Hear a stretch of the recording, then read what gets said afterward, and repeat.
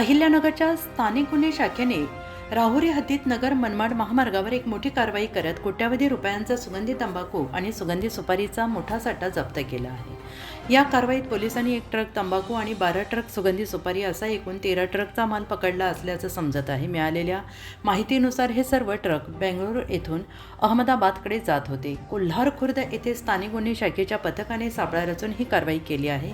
एवढ्या मोठ्या प्रमाणावर सुगंधी सुपारी आणि तंबाखू जप्त करण्याची ही जिल्ह्यातील पहिलीच घटना असावी।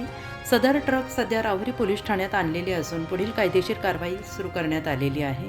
ही यशस्वी कारवाई अहिल्यानगरचे पोलीस अधीक्षक सोमनाथ घारगे यांच्या मार्गदर्शनाखाली स्थानिक गुन्हे शाखेचे पोलीस निरीक्षक किरण कबाडी यांच्या नेतृत्वाखाली करण्यात आली। या पथकात पोलीस उपनिरीक्षक राजेंद्र वाघ, सहाय्यक फौजदार रमेश गांगुर्डे, हवालदार Rahul Barke, police Naik Richard Gaikwad, Bhimraj Kharse, police constable Sunil Malankar, Rahul Doke, police हवालदार गणेश लबडे, सतीश भवर, संतोष खैरे, अमृत आढाव यांचा समावेश होता।